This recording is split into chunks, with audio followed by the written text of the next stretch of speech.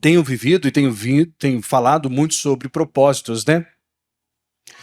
E entendo a importância de nós termos sido feitos para um propósito e não um propósito para nós.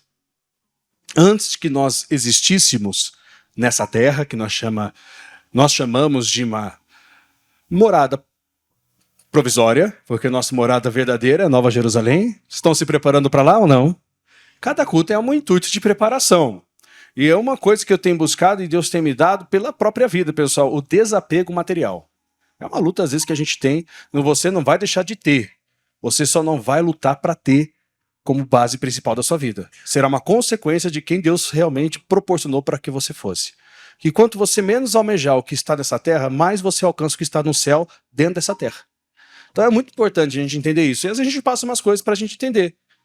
Que você não depende do que tem, você depende de quem você é. E isso é muito importante, que aí as portas elas não se abrem, elas se escancaram. Mas tem que entender primeiro que você não precisa de nada a não ser de quem realmente você busca de verdade e que aquele que você busca te mostra quem você é. E é sobre isso que a gente tem buscado. Então entender o propósito está incluso aí, viu, povo de Deus? Isaías 29, versículo 15 diz assim, um versículo que para mim foi muito forte, tá? Creio que também será para você. Olha o que ele diz aí. Eu nunca preguei isso até quarta-feira. Primeira vez que eu me recordo. Ai dos que querem fazer o que, gente? Esconder profundamente o seu propósito do Senhor. Vou falar de novo que é bem interessante a gente pegar esse detalhe da Bíblia aqui, ó. Ai dos que querem esconder profundamente o seu propósito do Senhor. Aí tem uma exclamação que me passa o quê? Isso é uma afirmação. Então existem pessoas nesse mundo que nós estamos vivendo que em algum momento podem tentar esconder o propósito dela de quem deu o propósito para ela. Isso seria possível? Não. Mas mesmo assim elas vão tentar. Não sei se elas se farão de louca, sabe aquela expressão? Qual foi a pergunta? Aquela pessoa que faz assim, não estou entendendo, se faz de louco. Mas eu sei que vai haver um grupo de pessoas, quantos eu não sei. Claro que eu estou falando de uma forma isolada do versículo, se a gente pegar o contexto, talvez vai entender mais. Mas uma coisa eu sei, tem pessoas que estão tentando fazer isso de uma forma profunda. E eu lhe pergunto, por quê, gente? Se eu falar que eu sei, eu não sei, não. Por quê? Ou por que alguém estaria tentando esconder do próprio Criador, de quem lhe deu os propósitos, o seu propósito dele? Sabe, é profundo. Colocar lá no fundo, talvez por orgulho. Estou supondo aqui, a princípio, talvez por causa de alguém, sabe? Por medo, vai saber, né? Porque querendo ou não, viver o propósito do Senhor é você incomodar, né? Porque querendo ou não, vem do céu a chamada. Penso, por exemplo, como Davi. É aquela famosa expressão, alguns já devem saber, o Saul, ele não invejava o que Davi tinha, mas invejava o que Davi era. Porque Davi não tinha muito naquele momento. Ele só tinha um propósito. De sucedê-lo. E sei lá, no mundo espiritual isso se incomodou e mexeu com o homem ficou louco. Mas acontece. Aí, talvez por causa de evitar perseguições, isso que eu quero dizer. Então, para evitar perseguição, eu vou esconder profundamente o meu propósito e vou ser um cristãozinho legal, que vou fazer tudo bonitinho, politicamente correto. Sabe, eu vou dizimar, vou ofertar, vou para a igreja todo domingo, mas eu não vou viver o meu propósito. E aí que eu quero chegar. Nós não podemos deixar de fazer isso. E aí a Bíblia, deixa eu só pegar a base que continua o versículo, que é, eu parei na metade, né, gente? E diz assim, fazem as suas obras às escuras e dizem, quem nos vê e quem nos conhece. Eles fazem aos olhos escuros, ou seja, ausente da luz. Não querem que as pessoas vejam e perguntam quem nos vê ou quem nos conhece. Mas isso pode ser um espelho que hoje eu prego para algumas pessoas, não que seja o caso de vocês diretamente, mas fica de alerta. Porque, pessoal, quando passamos qualquer crise, isso é humano, qualquer crise, quem que gosta de passar uma coisa dessa? Não é? Vou falar de uma forma bem rápida e direta. Quantas pessoas num tempo de crise querem mudar de cidade, num tempo de crise querem mudar até de país, num tempo de crise, sei lá, querem mudar de trabalho, de emprego, porque está tendo uma crise, mas a crise passa. Todo mundo concorda que a crise passa ou não? Quantas crises não houve na Terra desde a sua fundação? Sempre houve crises e todas elas passaram. Sabe o que não passou? Todo mundo já deve saber, né? Jesus disse em Mateus. As palavras que Deus falou a seu respeito. Tudo que você possa estar vivendo, o que você diz é ruim, vai passar. E tudo que Deus disse na sua vida que Ele vai fazer, vai chegar. Quem crê nisso? Eu sei que é de manhã, alguns ainda vão tomar o café, né? Eu amo café, né? Mas dá um glória aí, gente, pelo amor de Deus. Dá uma glória a Deus aí. Quem vai viver a palavra de Deus aqui, pessoal? A palavra de Deus é mais forte que os seus inimigos. A palavra de Deus é mais forte do que aqueles que tentam te afundar, te enterrar. Então você não pode profundamente esconder os teus propósitos. Você não precisa colocá-los numa bandeira a alto, né, de uma altura muito grande. Fica mais fácil. Não precisa colocar uma bandeira dizendo, eu vou viver o meu propósito, mas no seu coração ele não pode deixar de estar. Não importa o que esteja acontecendo, porque nós vivemos pelo que nós cremos e ouvimos principalmente de Deus. Nós não vivemos pelo que as pessoas falam ou veem. Eu creio que isso já aconteceu inúmeras vezes com muitos de vocês em algum momento da sua vida, ou qual pessoas quiseram anular quem você é, mas você continuou firme crendo no que Deus falou que você é. E não conseguiram. Enquanto mais te lançavam para cima, mais você caía de pé. É isso que Deus quer fazer com você. Se você entender que o seu propósito é mais forte do que qualquer coisa que está vindo contra ele. Porque quem te deu o propósito morreu por você, ressuscitou e venceu o inferno. E ele está presente com vocês ou não? Ele está aqui com vocês ou não? Essa palavra vem para levantar todos vocês, do mínimo ao muito, do grande ao pequeno, não importa, do que tem mais tempo de igreja que está começando, mostrando que o que Deus tem para a sua vida é mais importante do que a maldade de quem quer tirar o que Deus tem na sua vida, porque eles não vão conseguir. Se tentarem, vão quebrar, me perdoa a expressão, tá, gente? Vão quebrar a cara. Então guarda isso. Não seja você ou eu ou nós, dependente do que esteja acontecendo nesse mundo, aqueles que por algum motivo estão tentando, de uma forma profunda, esconder o propósito do próprio Senhor. Não faça isso. Eu sei que pode ser mais maleável fazer isso, vai evitar o que quer que seja de problemas, A ou B, quando se trata de espiritual, de crer no que Deus tem, mas o que Deus tem é o que vai te realizar.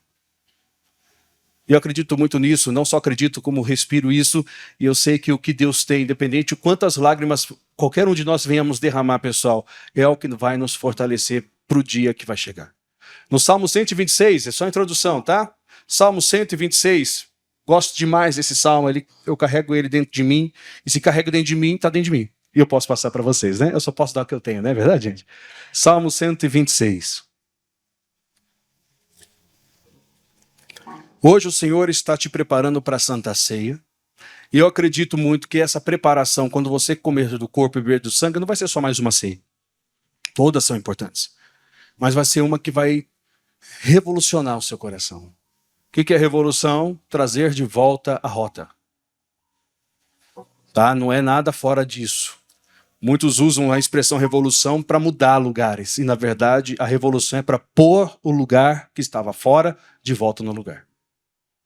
Revolucionar é simplesmente trazer a órbita de volta. Ou de volta à órbita. É interessante, né? Quando a gente entende. Sem entender, a gente fala sem saber. Salmo 126, um salmo lindo, muito bonito, mas que prova que quem carrega propósito, de vez em quando chora. Não quero chorar, mas de vez em quando acontece. Não quero ficar triste, mas de vez em quando acontece. Não quero ficar bravo, mas de vez em quando acontece. Só que você não para, porque você não está profundamente escondendo do Senhor o que Ele falou com você. Pelo contrário, você fala mais sobre isso, porque falar sobre o seu propósito te fortalece. Afinal, a fé vem por ouvir, né, pessoal? E repetir o que Deus já falou com você é nada mais do que ouvir mais uma vez a palavra de Deus, porque é Ele que falou. Salmo 126. Ele inteiro é lindo. Eu vou frisar os 2 últimos versículos, mas ele inteiro é bonito. Então eu vou ler ele inteiro, tá bom? Que fique como uma resposta do céu também para vocês, entendendo que o seu propósito está vivo. Não tem como morrer, porque quem deu o seu propósito foi Deus. Quando o Senhor trouxe do cativeiro os que voltaram a Sião, estávamos, como os que sonham. Então a nossa boca se encheu de riso e a nossa língua de cânticos. Então se dizia entre as nações: grandes coisas fez o Senhor a estes. Grandes coisas fez o Senhor por nós, e por isso estamos alegres. 4. Faze-nos regressar outra vez do cativeiro, Senhor, como as correntes do sul. Versículos 5 e 6. Os que semeiam em lágrimas cegarão com alegria.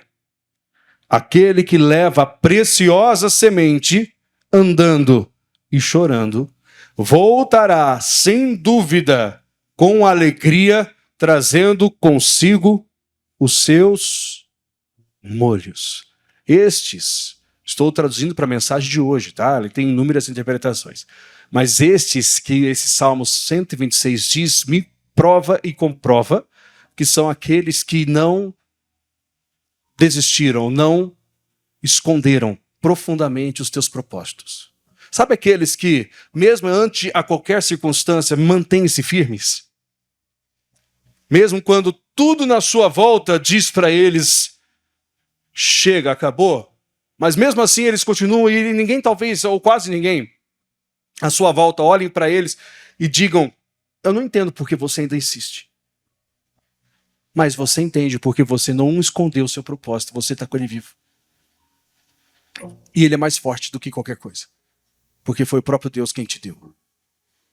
Foi o próprio Deus que plantou no seu coração uma semente que te faz viver, que me faz respirar. Pessoal, eu posso tentar fazer o que eu quiser na vida, mas eu sei que eu só vou me realizar se eu estiver vivendo o propósito dele para mim, em meio às lutas e dificuldades. E sentir qualquer sentimento, que a gente possa chamar de sentimento, ruim como andar e chorar, mas eu estou com esse sentimento, se estou passando alguma coisa, tenho sentido isso, é porque o propósito está vivo. Concorda que está vivo? Porque morto não sente dor? Se algo tem acontecido na sua vida e você tem sentido, você tem mexido com você, tem ficado triste ou bravo, é porque você está vivo, é porque o propósito de Deus na sua vida está mais do que nunca, vivíssimo e não foi escondido. Talvez eu esteja falando para todos aqui, todos possam entender, mas pode ser que alguém não entenda qual que é o seu propósito ao certo, mas de alguma forma existe. Só peço para você, continue buscando, que você vai chegar lá. Você vai alcançar, você vai viver isso. Então é importante. Não dá para a gente viver fora do que Deus um dia disse para a gente viver dentro. Sabe aquela coisa, aquela certeza grandiosa? Então, se hoje vocês estão, e alguns de vocês, ou quem quer que seja que esteja assistindo, esteja hoje andando e chorando, a afirmação bíblica do céu sobre isso é: você vai voltar com alegria, carregando os molhos, o qual um dia você regou com as tuas lágrimas, mas vai colher com as tuas mãos e com um sorriso no rosto. E qual a certeza disso? O que Deus está dizendo. É o que o Espírito de Deus tem falado conosco. É a maneira que ele está nos moldando. E ele sim nos corrige, sim, ele vai não dar uns puxão aqui, mas ele sempre estará conosco, nos instruindo e nos reforçando, afirmando ou reafirmando que todas as coisas que ele tem estão vivas. Agora, a minha pergunta para a nossa igreja amada é: vocês creem que está tudo vivo o que Deus tem para vocês ou não? Então você pode levantar a sua mão, não sei qual que você prefere dizer, então eu não vou desistir. Eu vou até o fim. Você vai ver o que Deus vai fazer na sua vida. Aqueles que falaram de coração, que sejam com sinceridade, vocês vão ver, tudo vai entrar no eixo, porque Ele é Deus. Nesse mundo nunca vai ser tudo perfeito, não tem como, mas o que Deus tem para a sua vida vai. E é nisso que a gente se apega, é nisso que a gente se fortalece. Continuar nessa caminhada vai nos ajudar muito, em nome de Jesus. Amém, pessoal? Lucas 15, versículo 1. São 3 parábolas que Jesus conta nessa passagem. E chegavam-se a ele todos os publicanos e pecadores para o ouvir. E os fariseus e os escribas murmuravam, dizendo: este recebe pecadores e come com eles. E aí Jesus faz assim, ó, e ele lhe propôs esta parábola, dizendo: primeira, que homem dentre vós, tendo 100 ovelhas, e perdendo uma delas, não deixa no deserto as 99 e não vai após a perdida até que venha achá-la. E achando-a, põe sobre os seus ombros, cheio de júbilo, de grande alegria, tá? E chegando à sua casa, convoca os amigos e vizinhos, dizendo-lhes: alegrai-vos comigo, porque já achei a minha ovelha perdida. Digo-vos que assim haverá alegria no céu por um pecador que se arrepende, mais do que por 99 justos que não necessitam de arrependimento. A primeira parábola envolve, então, ovelhas, certo? Só que a gente tem um pouquinho de dificuldade de entender que essas ovelhas, e principalmente a única que estava perdida, ela não se perdeu diretamente, declaradamente de um rebanho que estava presente. Ela simplesmente não era parte do rebanho. E aí ele foi em busca desta que estava perdida e trouxe ela para o rebanho. Então é como se encontrasse uma ovelha. Poucos interpretam dessa forma, eu não quero não que haja problema sobre isso. Mas muitos pensam que simplesmente essa ovelha se perdeu do curral. Só, pode ser, claro, a base é até essa. Mas quando se fala sobre vidas, quantas não são chamadas para serem filhas de Deus que ainda nunca pisaram numa igreja? Não conhecem, mas são ovelhas. Porque a Bíblia está traduzindo esse versículo como a ovelha perdida como uma pecadora. Então ela não fazia parte de uma congregação. Ela não é nenhuma ímpia. Ela representa alguém que não sabe quem o Senhor é. Ainda. Porque quando ela descobrir quem o Senhor é, ela vai querer se limpar. Então o Senhor, ele simplesmente está dizendo dentro dessa parábola, do conceito dessas 3 parábolas, a primeira é que quando houver uma ovelha perdida, não tem como fazer as obras se não for pelo Espírito, e isso está dentro de um propósito. Nós não podemos simplesmente achar que ela se perdeu de um rebanho o qual ela sabe o qual é, porque ela não sabe. Pessoal, quando se fala de animal, nós estamos falando de alguém que é irracional, certo? O animal não pensa, não sabe. Tudo que ele se conduz é por instinto. Tudo que ele se conduz é por instinto. Se a gente colocar, por exemplo, vou traduzir de uma forma mais assim, atual. Se a gente colocar para um cachorro, um animal, um cachorrinho, um pedaço de osso, um pedaço de carne, ele vai em qual? Na carne. É normal. Se você põe só o osso, ele vai onde? No osso, mas ele não sabe que existe carne.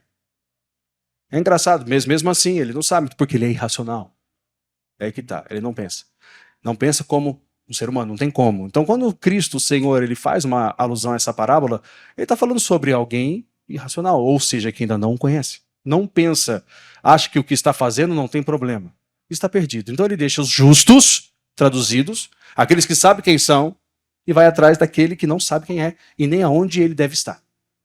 Aí ele continua a parábola dizendo para os fariseus. O segundo exemplo dessa parábola vem com uma mulher, que diz assim, 8, né? A mulher que tendo 10 dracmas, se perder uma dracma, não acende a candeia e varre a casa e busca com diligência até achar. E achando-a, convoca as amigas e vizinhas, dizendo, alegrai-vos comigo, porque já achei a dracma perdida. A segunda parábola, Jesus, então, ele vai e fala de um objeto, não é mesmo? Representando, lógico, traduzindo também como pessoas, afinal, ele está falando para fariseus sobre pessoas que ele tem que se assentar e valorizá-las. Uma dracma é um objeto de valor, só que ela não sabe disso.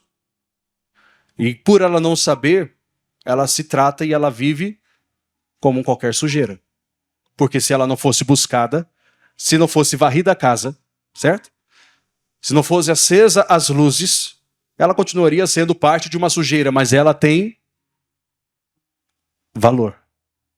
A sua família tem valor? O seu casamento tem valor? Então nós não podemos deixá-lo ou deixá-la aonde a sujeira comanda. Então o que a gente tem que fazer? Ir atrás desse valor que está dentro de casa.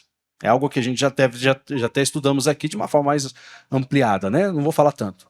Então são 2 parábolas já na mesma passagem, no mesmo exemplo. Ou seja, ele está dando...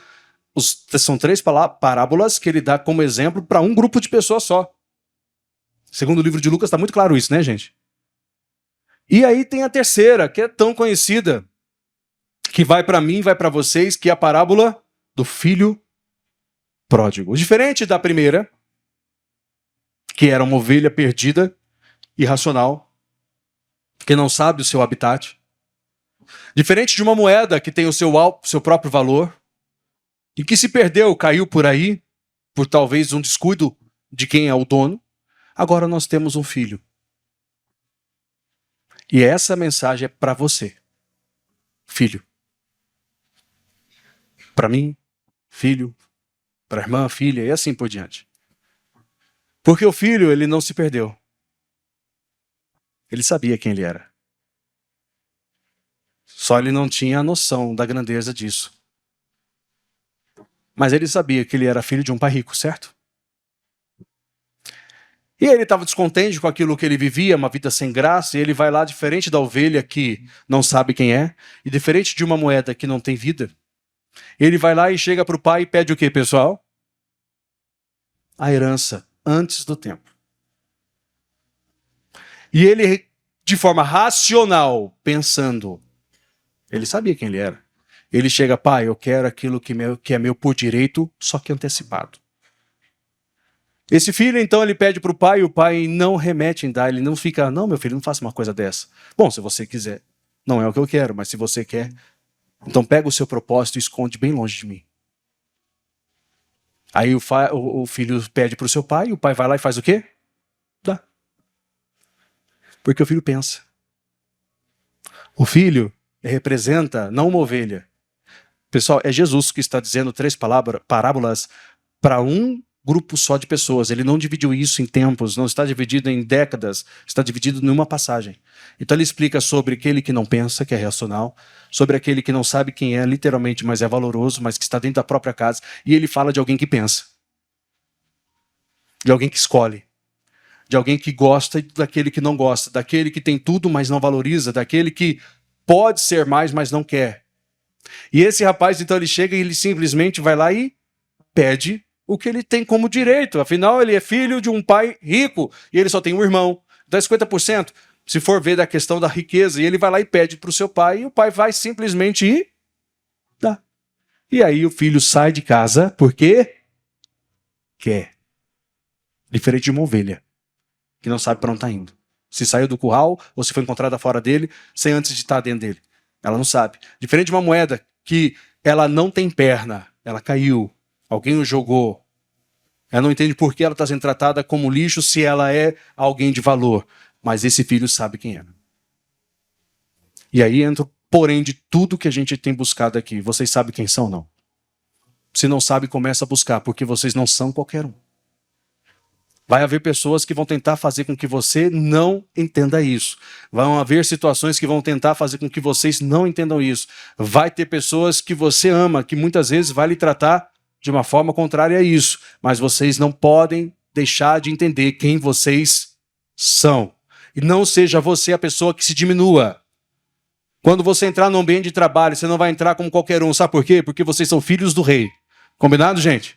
Quando você entrar no seu ambiente de trabalho, também não é você ser metido, não. Me perdoe essa expressão bem popular. Mas você vai entrar de cabeça meio erguida para cima, porque é assim que as pessoas têm que te enxergar. Uma pessoa que sabe quem é.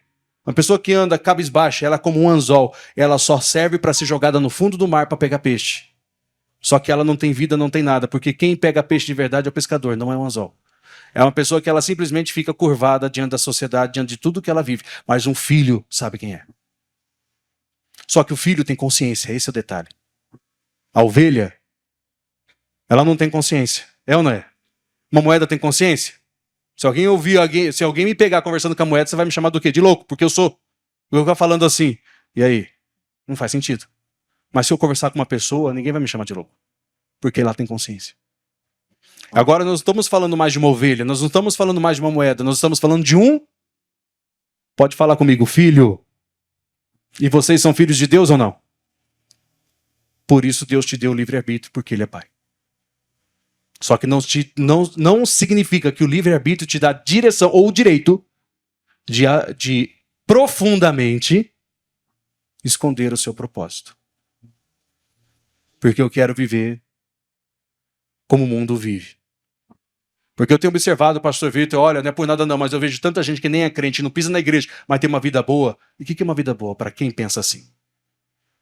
O que adianta ter uma vida boa? Sem exagero, pessoal, sem nenhum tipo de demagogia. O que é uma vida boa se o seu nome não está no livro da vida? O que é uma vida boa? Abrir um armário e ter comida, mas aquela comida não é lista? O que é uma vida boa? Sabe aquela coisa? O que é uma vida boa? Ter uma conta bancária cheia? Glória a Deus por você que tem uma conta bancária cheia. Espero que dê metade dos seus bens aos pobres, no mínimo. Porque do que adianta? Se o seu nome não estiver aonde Jesus disse, vem amado do meu Pai. Você está entendendo? Eu não estou falando com ovelha de um rebanho perdido, tô, gente? Eu estou falando com uma moedinha caída no chão? Só se você se sente assim. Eu estou falando com filho. Sabe o que significa a palavra pródigo? Já falei aqui algumas vezes. Procura no dicionário. Desperdiçador, não é perdido. O filho pródigo é quem desperdiça. Tem gente que traduz como filho perdido. Não é perdido, não. Ele sabe de onde ele é, ele sabe por que ele é, ele sabe por que ele existe, ele sabe tudo. Só que ele está desperdiçando. E Jesus estava dizendo, então, 3 parábolas, não confundam isso. Ele não está falando sobre a mesma pessoa, ele está falando sobre 3 situações. Daqueles que são irracionais ainda não sabem quem são, daquele que não sabe o valor que tem, que é neutro, é duro, é frio, que é uma moeda. E ele está dizendo de alguém que é filho. E é a maior parábola que ele conta. Das 3, ele valoriza mais a terceira. E ele fala sobre aquele que ele sabe quem é. Ele está falando sobre aquele que gastou o seu dinheiro, sabe com o quê? Com meretrizes. Falar de uma forma bem culta, né? Mulheres da vida, como chamavam antigamente. Ele gastou o dinheiro com festas, com baladas, se fossem nos atuais.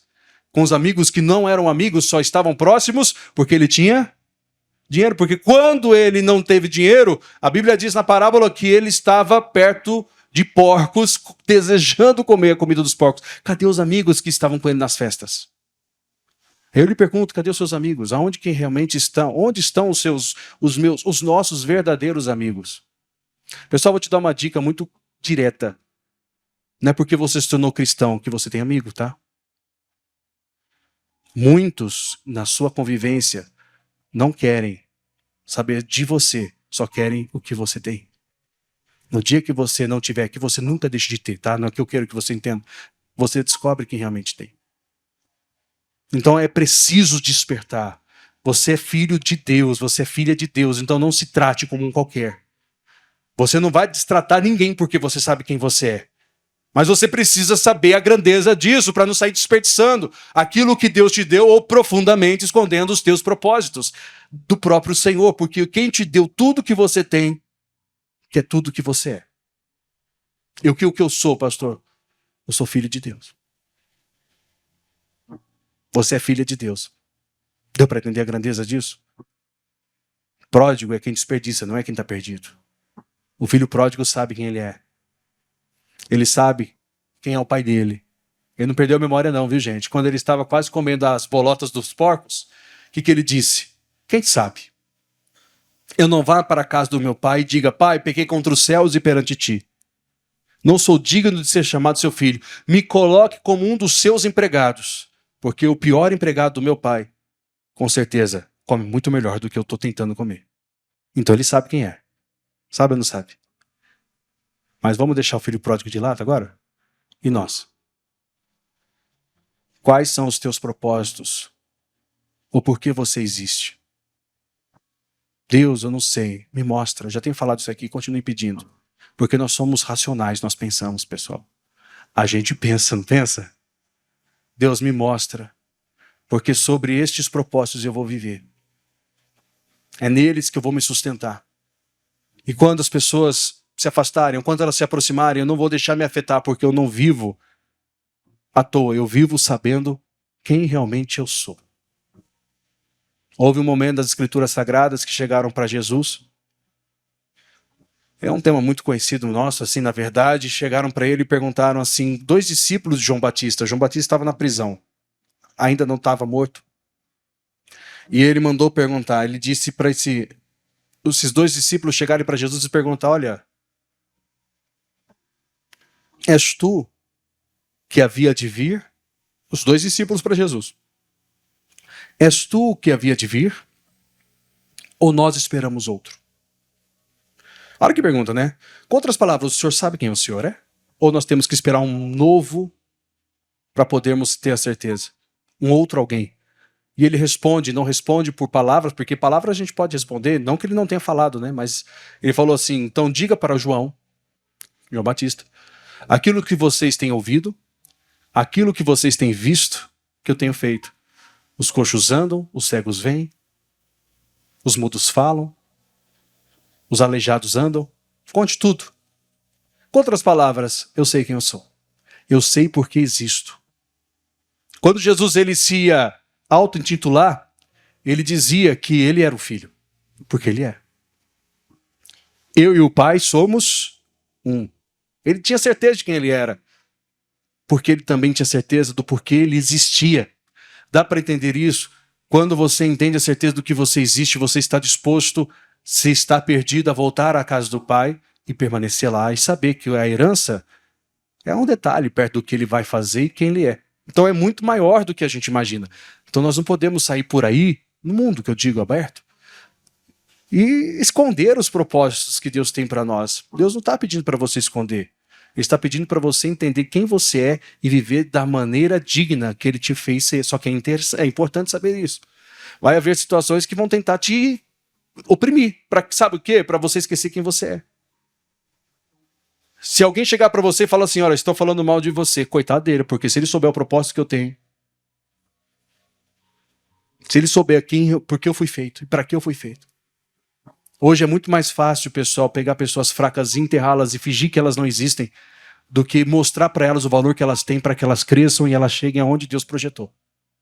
Porque as pessoas se incomodam, então você precisa ser diferente. Precisam ser aqueles que sabem quem são, onde vocês passam e por onde vocês vão, saibam quem são.